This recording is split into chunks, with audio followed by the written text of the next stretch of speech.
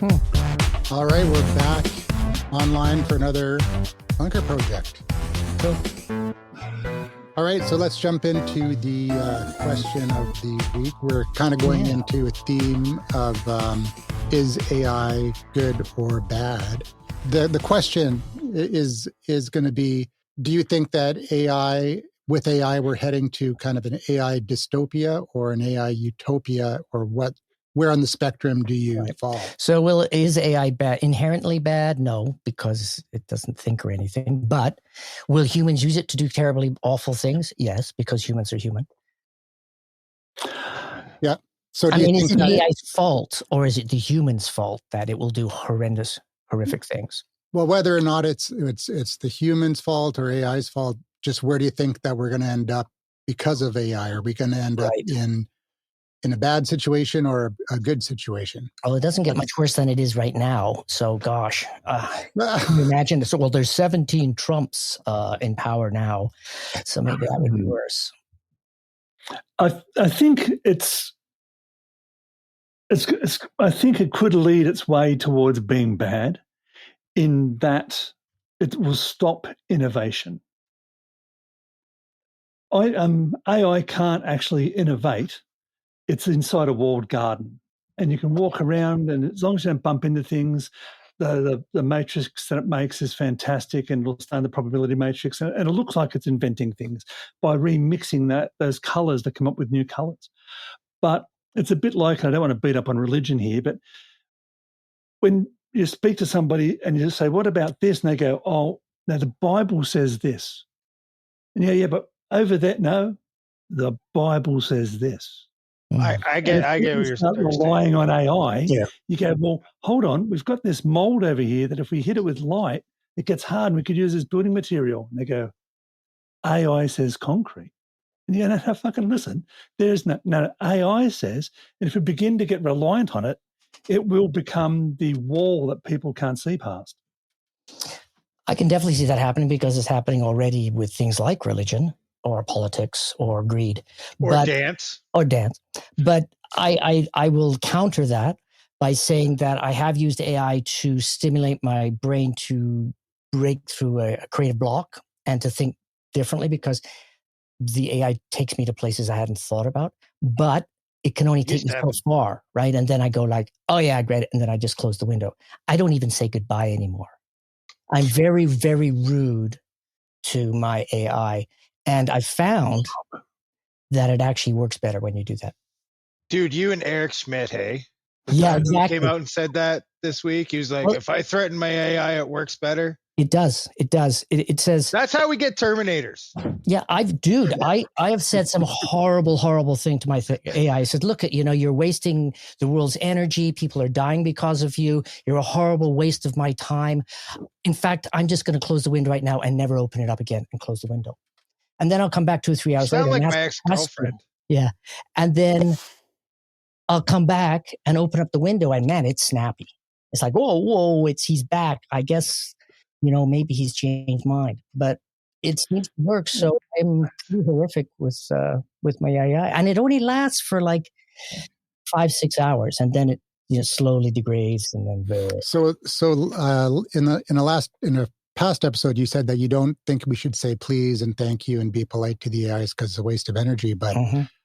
Isn't it a waste of energy being angry and yelling at the AIs too? Absolutely. But saying please and thank you doesn't make it any better. If I was saying please and thank you and being his buddy would make it function better and actually give me quicker answers and more accurate answers, for sure, I would be very, very nice to it, right? And compliment it all the time like it pretends to compliment me. But really, I get so tired of, you're absolutely right. Now that I actually look at this question, blah, blah, blah, blah, but it never says it's wrong. It says, you're absolutely right, and here's another answer. So it's kind of weird. But yeah, I have accountability. Yeah, I mean, if I was paying an intern to do the things I'm asking it to do, because a lot of this stuff is intern level, that intern would have been fired many, many, many times over. But it's hard to find an intern that costs, you pay $20 a month and will work, ridiculous hours. So, you get what you pay for. Wait, how much? $20 a month. $20 a month. What a steal. Mm-hmm.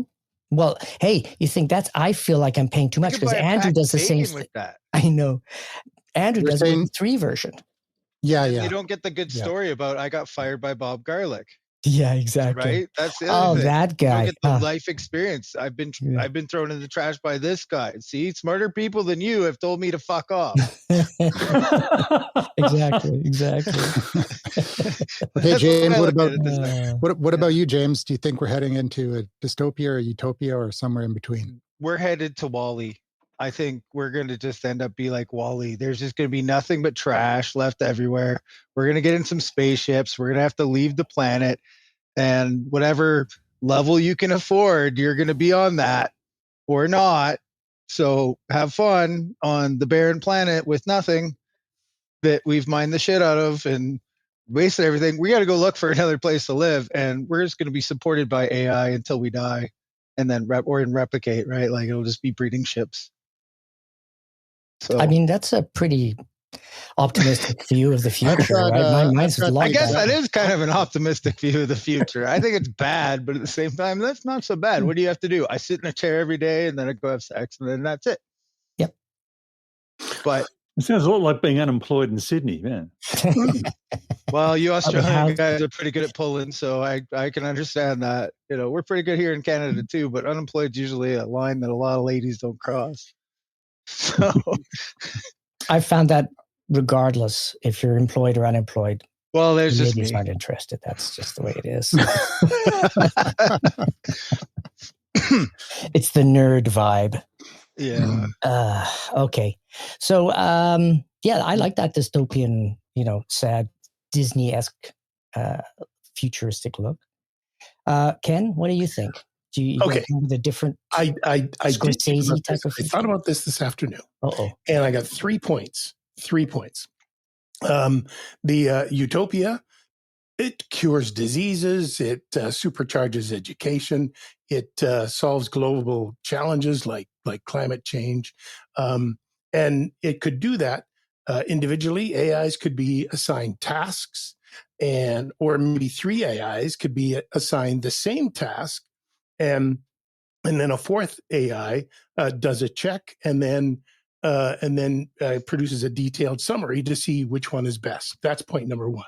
Point number 2 is the dystopia, and downsides, things like disinformation and biased information and biased decisions, mass surveillance, deep fakes, and of course, autonomous weapons. That's today. That's exactly happening today. But that's the dystopia. So the third point is that AI could be held in 2 general categories: open source, which would be less regulated because it can be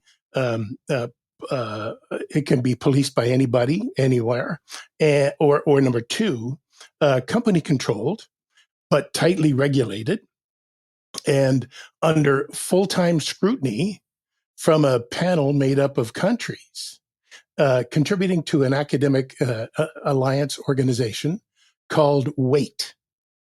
And WAIT stands for the World Artificial Intelligence Treaty. Ooh. Not bad. Ooh. And guess who's not going to sign it?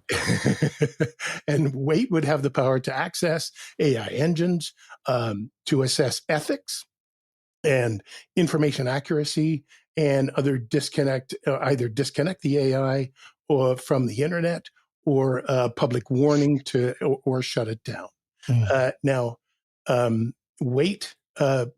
It has to be it's like a NATO sort of thing. Everybody has to kind of join and play along, and maybe made up of academics that, really don't have a bias to anything. Not a political organization, that's for sure. I know. You're going to poke holes in all of it, and that's what I'm waiting for. Well, you're throwing your weight around here. What are we going to do? What's that? You're throwing your weight poke around. Holes in it. That's what I'm asking for. Poke holes. Yeah, but okay, so you gave us 3. Which one do you want us to poke holes in? All of them. We don't have that much time. Well, the well, Utopia, the Utopia, everybody sort of hopes for that. The dystopia, I think it's going to be somewhere in the middle.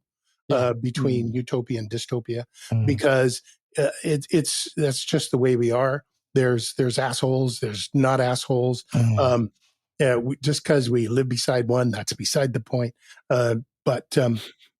Okay, well, I'll do a dystopian version of number 3, which is wait.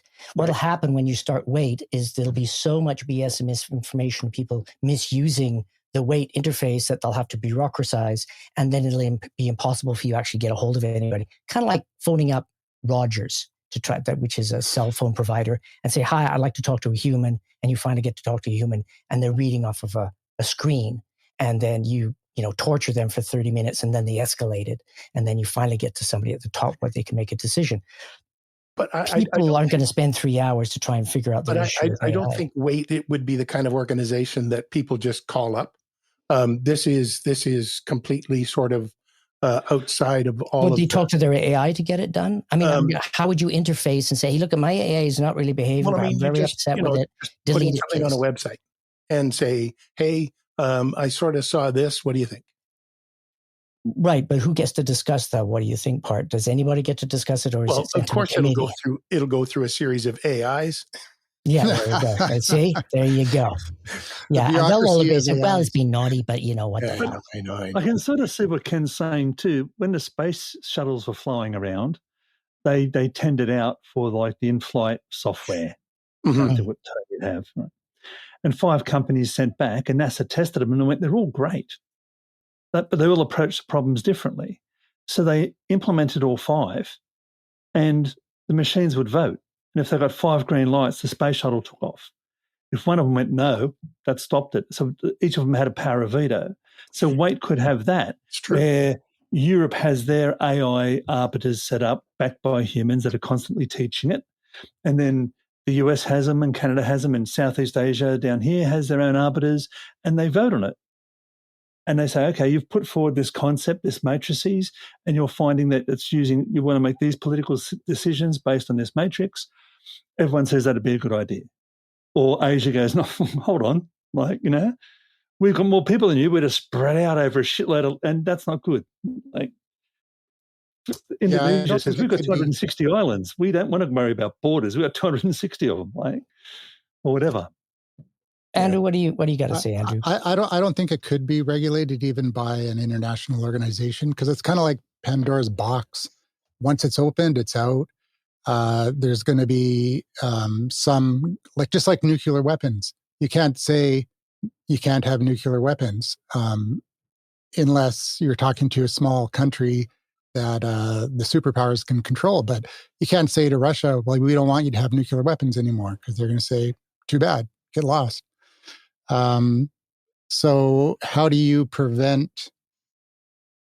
So would there be a possible China or punishment scheme for?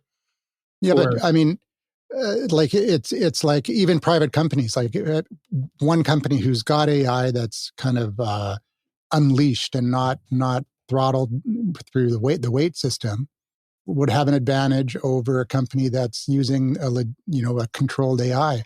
So I don't know. I don't think that that a system like that would actually work unless everybody agreed. Could it be and just nobody's going to taxonomic? agree. Could it be just taxonomic, as in like a set of rules and regulations? AIs can't be used to do this. AIs can only I think really. Isaac Asimov already did that very well. Yeah, but it would be a gentleman's agreement, right? It would just be a gentleman's agreement between countries to abide by the rules. We're not going to turn drones into weapons. That worked out real good so far. Yeah, but I mean, isn't that at least a place to start? I mean, yes, absolutely. That's how the internet started. Yeah, I mean, they did have a body, but usually it's a power vacuum, right? It's like whoever has the most friends wins. Either election or for that sort of stuff. And it's always kind of a problem because then they're the ones that dictating. It's not the smartest. What are you going to have, like a TV show called Run Our AI in Canada for the best person to use AI? Yeah, but there also has to be a set of consequences if you don't. If you're a jerk about AI. What if you don't want to use AI ever? What if you're like a total person that's just like, I'm never going to use AI. I'm scared of it. Well, then buy a brick house in the backwoods and stay there. Well, I mean, there's lots of We're people out gonna there. get this Hey, in the dystopian. I met a guy the other day that doesn't know how to attach a file or copy and paste into email. Now, imagine living in the world where you can't do that, because I said, oh yeah, just copy and paste it, blah, blah, blah, blah. And then, figured it was all over. And then he called me up and said, I don't know how to do that. I said, what do you mean you don't know how to do? You copy Command C and then paste. Nope, can't do that, man. I mean, he literally had given up or had a psychological inability to learn anything to do with technology, right? And there's a relatively large percentage of the population that is stuck in that reality. And it's kind of the same problem that people have that can't read, right? It's like they'll never admit that they can't read unless they're in a very safe place. So if they're in a work environment or in front of a girl or whatever, they'll never say, I can't read. They'll just look at the menu and say, what are you having? And they'll fake their way through their day. And you can get away with that for many, many, many, many years. But at one point or some point, you might run into a problem. So it'll be the same thing with AI. There will be some people that are terrified of it and never get into it. There's some people that will overuse it and become addicted, kind of like us. And then there'll be the vast majority, the 80%, which will be somewhere in between those two. Yeah, you can only go to Denny's and use the picture menu so many times, right? Yeah. That'll become standard. Don't even joke like that. Like they'll have the ingredient list for the people that can read and understand what those mean, but it'll be a very large picture. People are just going to point to it and go, that. And if it's fluctuating due to crypto, it'll be like, okay, how much are my eggs at this second in time? Can I afford them? I did when I was doing sound for a news organization for CBC. We went out and did a story on this guy that had this earth moving company with all the heavy equipment and everything else. It was a $2 million company. He was illiterate, and it didn't seem to matter. He got his secretary to read out different things here and there and that needed to be, but he knew the equipment itself, and everything else just didn't seem to matter. So sometimes it's just not a barrier. Yeah, but I think it's not a barrier. You said academics, right? That was your qualifying for the weight. So shouldn't everybody have a shot at being the best at weight? No, stupid people no. Well, but if you think everybody's stupid.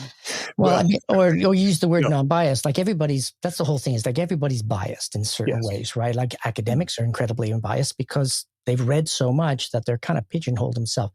They have an opinion and it's backed up by an incredible amount of facts, but that's still a biased opinion because it's the way they run their life or the way they think. And then they weaponize their knowledge to get things to happen in a certain direction.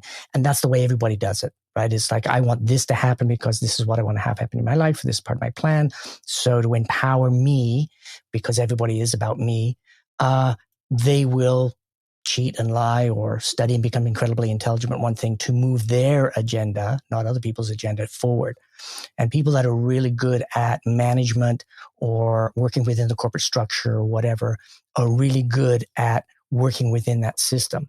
People that aren't or are too honest or too empathetic to other people and compromise their life to help others kind of like naturally, they're at an amazing disadvantage.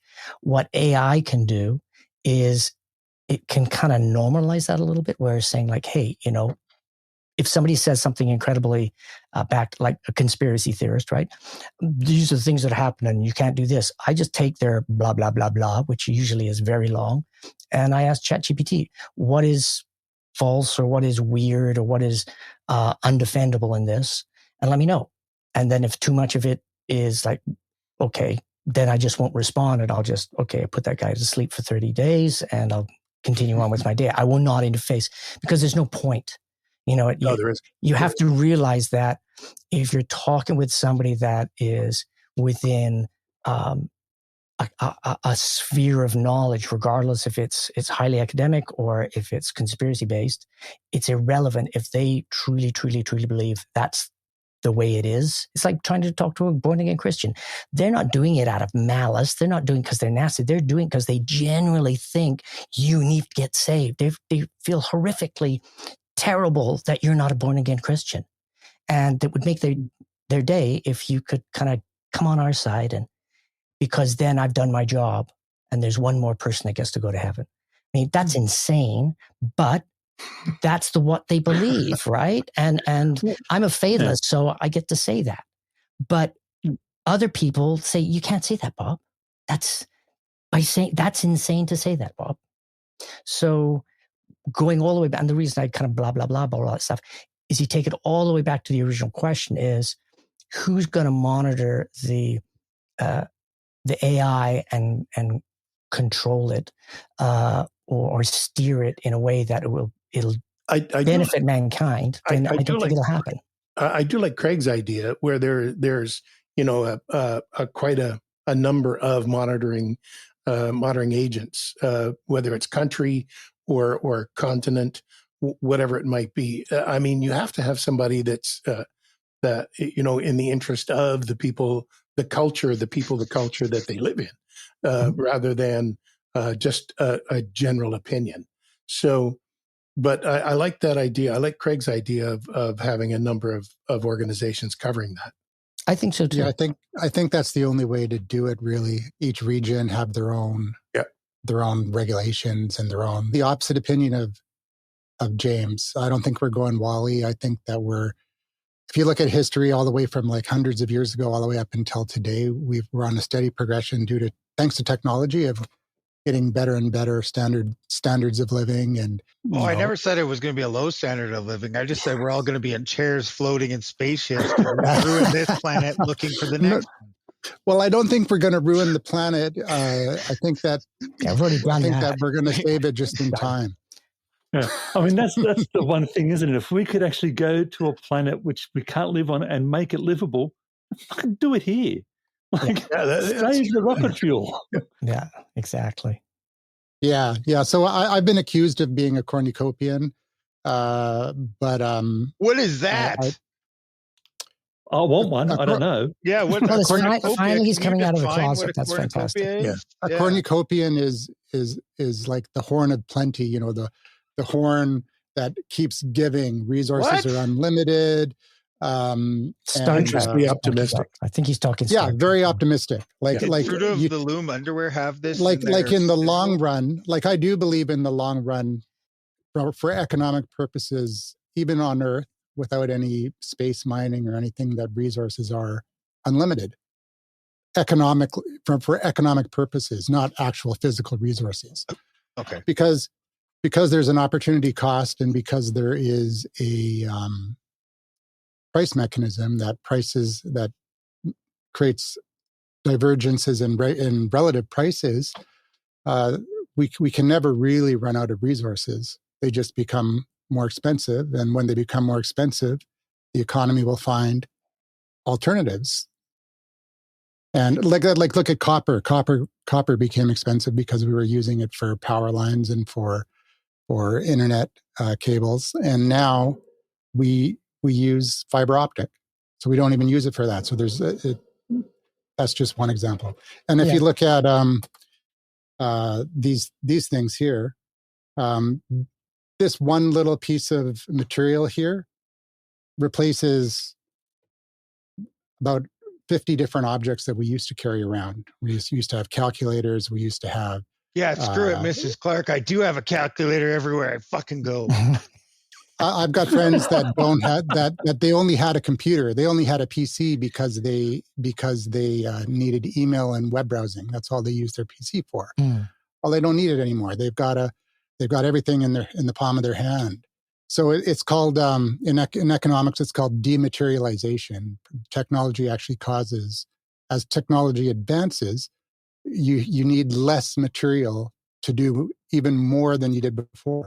So someone was saying, well, what about pianos? Because if everybody on Earth wanted to play the piano, the amount of resources, the amount of ivory, ebony, and all this that you would need if you want actual real pianos. And the answer is no, because you could actually learn how to play the piano in VR. And you would have unlimited pianos. Mm-hmm. You could have a grand piano in a VR environment. And like Andrew said, we've gone. This has been proven over and over again to be correct. That theory, that things. Mm-hmm. I remember hearing that in 1908 they had a special conference to figure out where they were going to move New York to, because there were so many horses there used for transport. The place was dying out of manure. Like that's why even basement apartments in New York have 2 steps up before they go down. So when it rained, the manure wouldn't wash into people's houses, right? And then the car came about and it all went away. It's just technology solved that problem. We didn't have to move the entire city of New York. So it's the same thing. We're saying we need to do this. We'll need more resources. Now, maybe we'll recycle them. Maybe the technology will be so advanced that you don't need the resources. Maybe, like in Australia, power generation is becoming, the government's now giving grants to get people to put batteries into their houses. So power generation won't be a thing. A lot of people will be ex-grid. I think I totally get that. And there's also a bell curve for when new technology comes on the market, it's incredibly expensive. And then when the masses take it up, it becomes less and less and less expensive. And the most outrageous example is storage. Like back in the day, they had these huge devices and only corporations could hold them for holding 125 megabytes. That was like a lot of space. Now they're talking about glass matrices or something like that can have thousands of terabytes in a very, very small physical space. So, I think technology and the cost of that technology over a specific period of time, if it becomes popular and they can monetize it, solves problems because it gives the creative engineers or the creative thinkers or whatever, the leadership, the tools to solve problems that they don't know what the answers are to now, but in the future, something will come around and they say, oh, there you go. Let's use that. Let's see if it works. And by some miracle, it does work. But there is a finite amount of solutions until you kind of like run into a brick wall. The problem we've got with the planet's heating system slightly, raising, and we don't really know what's causing it. We don't know if it's because we've put too much carbon in the air or we've done this or that or particles or whatever. We really don't know because it's a secular thing. And we might find out in 100 or 200 years, like, oh yeah, that just happens every 500 years. So let's just not worry about it. We'll just change our houses and our lifestyle so we can live through the 100 years of extreme heat, which wipes out 60% of the animals. And then we get all these new animals, blah, blah, blah, over 1,000 years. But we don't really think in those terms. We barely think in 20-year terms, not hundreds or thousands of years. But that's what the globe is. It's thinking on tens of thousands of years. So a lot of our discussion with AIs and what's going to happen, it's a very, very, very small amount of time. And we're not really going to be around to experience I do think that humanity is extremely adaptable, though. I mean, even to go to a very simple way to sort of do it is the Oreo cookie. They kept breaking them and breaking them and breaking them and breaking them, and then until finally somebody said, "Why don't we put it in ice cream? Put the broken ones in ice cream." And all of a sudden, okay, now the broken ones are something. So I do think that humanity will adapt successfully to whatever it gets sort of thrown at, whatever sort of sticks. The car stuck beyond the buggy, and it's that kind of thing that humanity will just adapt and move on. And do you think the electric car is gonna stick? Is going to stick? Yeah, I do. Okay. I do. It definitely will. Well, I mean, James is in Alberta. He's not legally allowed. Yeah, go oil. Fuck yeah, oil. Screw you, winter. Alberta born and proud, but there's some really weird shit in Alberta, but oil is still needed in Canada. Alberta's another country. Alberta's my another take on Don't the say oil that. thing. We're Canadian, Ken. I'm not with those guys. I'm with oil is still needed for Canada and our economy. Well, we still need it. Well, yeah, but this is one of the biggest misconceptions I think people have. So we're kind of getting off of AI here, but actually maybe not. We need oil not for cars. We need oil for plastics. We need oil for all sorts of other stuff, right? So oil is an incredibly important resource. But we're kind of wasting it by putting it in cars, actually, if we have an alternative. We're making it so that it's usable in some aspects, but we won't get into that. We'll go back to AI. But we're building a $50 billion AI. Mr. Wonderful wants to put it at the top of our province. So yes, because it's cold up there. Yeah, for taking care of all the heat dissipation. Mm-hmm. Well, that's where the Google server farm is. It's in Finland, underground, in a hole that's 3 aircraft hangars long. I think it was the UAE that has Google's new AI thing next to it, and they're giving everybody access to it for free. So, I mean, there's tons of infrastructure out there based on the leading technology that's out there. AI needs huge bandwidth, so fiber optic cables are becoming more and more and more important. And the globe has tens of thousands of different fiber optic cables running from through oceans and stuff like that. And a lot of people don't think of it that way. So, oh yeah, fiber optics. There's one that goes from New York to England, and then from England it goes to the rest. It's no. There's like a lot of ones going over there, and there's ones going to Africa, and it comes back up. I mean, it's this massive spaghetti fest of fiber optic cables that are under the ground or in the ocean or whatever. And a lot of people don't realize where they are and where they come out of the ocean. And one of the things that blew my mind about 4 years ago is I was up in Port Alberni, and there was this huge project for fiber optics, and it was a fiber optic node hub for the North American continent coming up from California. And they just parked it. And the cables were, where's my camera? The cables were ridiculous. They were this big. And there was 30 of them coming out of the ocean into a house or wherever, and then disappeared. So there's lots of infrastructure and jobs and technology that's going around to support things like the internet and server farms. And now AI is creating a whole new series of infrastructure level upgrades that we have to do to keep up with AI's need for power consumption and dissipation of heat. Google and Amazon and OpenAI, they're starting their own modular nuclear reactors in order to feed their servers, because they're going to need power, and there's not enough power to go where they want to go with AI, and also electrify the entire economy. There's going to need to be massive development in power generation. I think the best one of the better ones is space-based solar. Japan just did a test. They successfully beamed power to Earth from a satellite, just enough to power like a few light bulbs, but they proved the concept. I think China said that's what they're going to do, and the US are like, go ahead, and it's like, okay. And I'm pretty sure that's SpaceX's one of their plans is to put a massive solar array in space, and yeah, they're going to block out the sun. You're going to have to pay ads to view it throughout the day. Yeah, like a Dyson sphere. I don't know. Just be directed. Nice. Like if you didn't pay your bill for that month, you're like, oh, I get free sunshine. No, that's gonna wipe you out like an ant. You want to go to the next solar system to do that.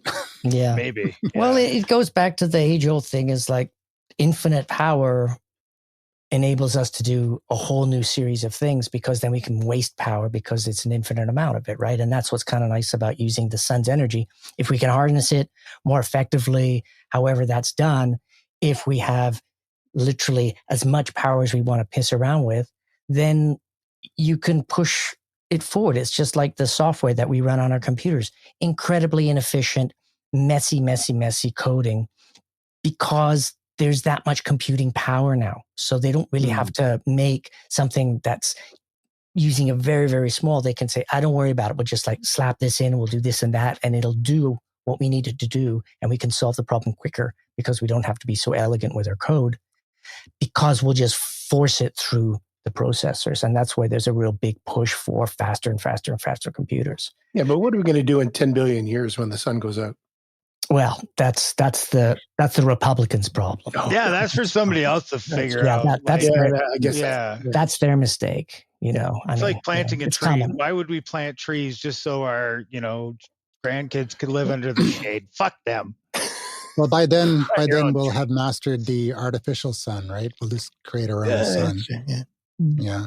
Yeah. Well, China just did it, so I'm sure it's not too far away.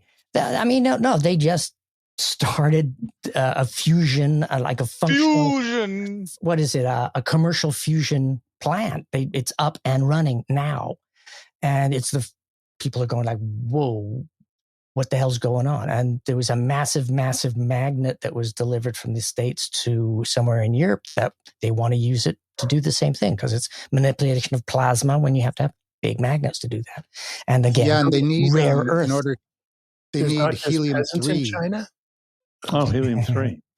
They need helium-3 in order to maintain a fusion reaction, apparently, and also for quantum computing.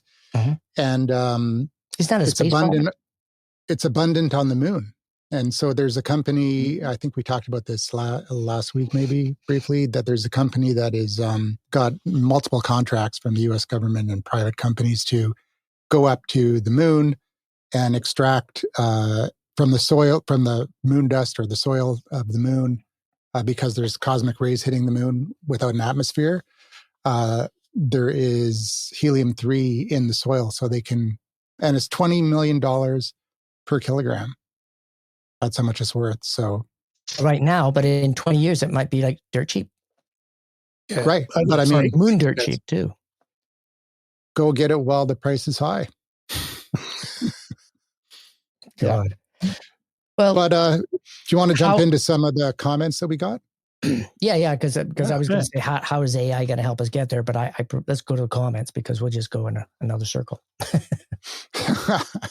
All right, let's bring up one of the comments. $20 million here. for a kilogram. God, that's just yeah. Well, Of helium-3, yeah. So helium-3 is different than the helium that you use for balloons. That's helium-4. The one that I believe. makes my voice sound all funny?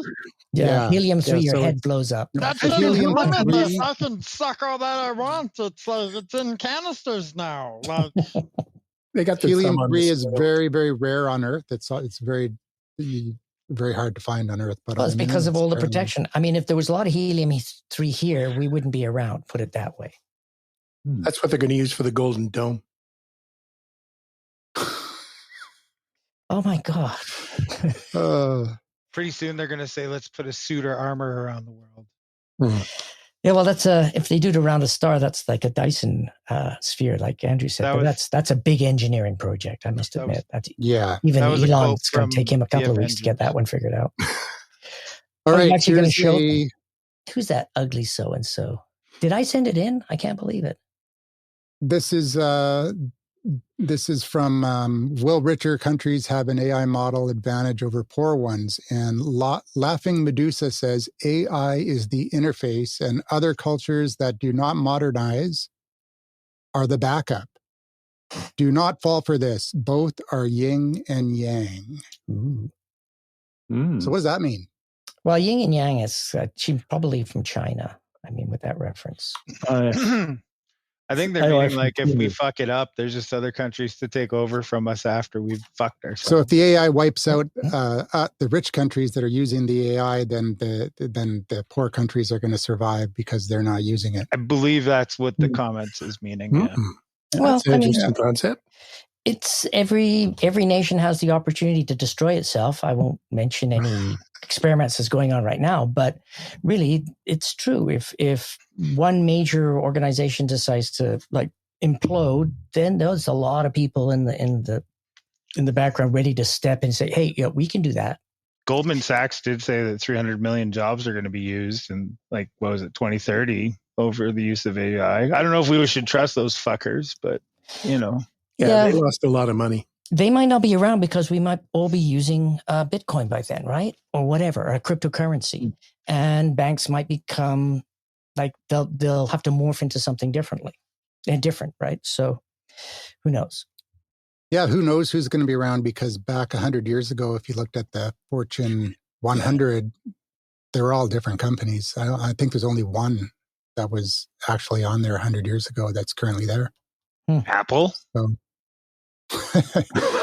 Yeah, no, not Apple. No? Not Apple. No. No. Is it Nintendo? It's probably Nintendo. It was Nintendo. Probably Procter & Ironically, Gamble or yes. something like But Probably was Nintendo. yeah, but they were selling oranges In back then. Japan. That well, Yeah. it was little like pachinko machines. Hey, there are in Japan, there are companies and restaurants that are 500 years old. I mean, there are very, very old companies around the world that we don't know anything about. I mean, there's a whole section of the banking industry that we know nothing about, which is the merchant banks. Merchant banks only do business with the merchant industry, and that is shipping. And it's way, way, way more affluent and specialized than us, the banks that we use, which are for knobs. It's a completely different system, and the amount of money that they're dealing with is minuscule. So yeah, there's a lot of stuff that we have no idea exists in the world because we're just incapable of fathoming it. But with And the insurance AI, companies too. yeah, but with AI, I mean, there's people going to be able to very efficiently go down rabbit holes and decide, oh, you know what?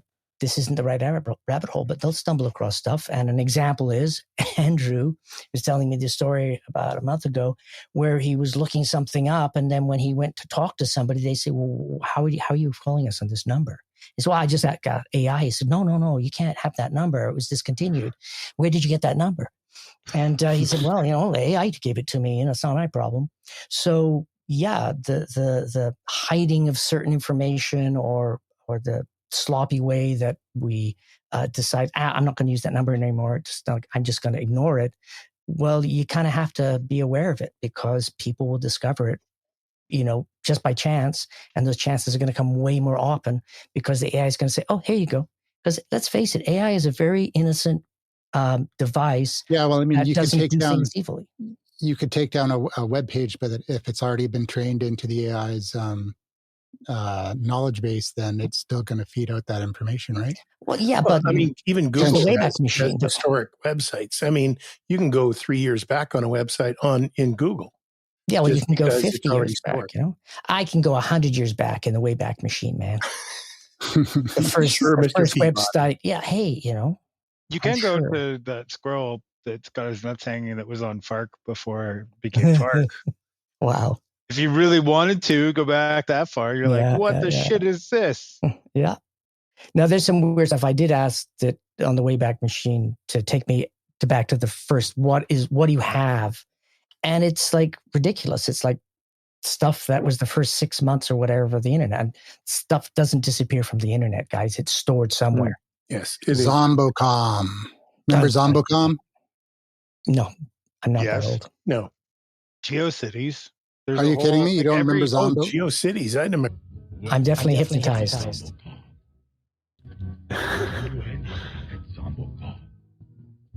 Peak internet comedy. This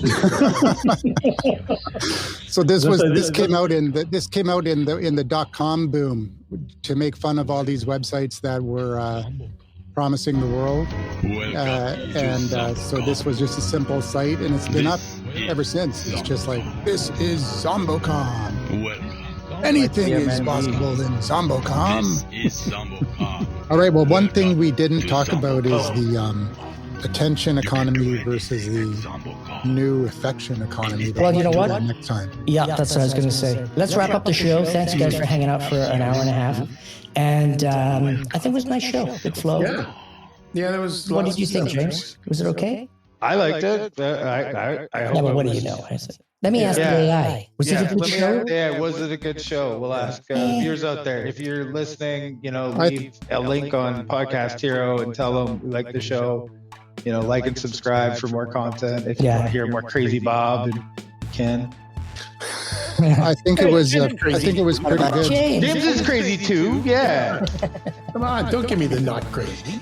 we're all crazy here in the bunker. That's why we're hiding. AI done. I like your.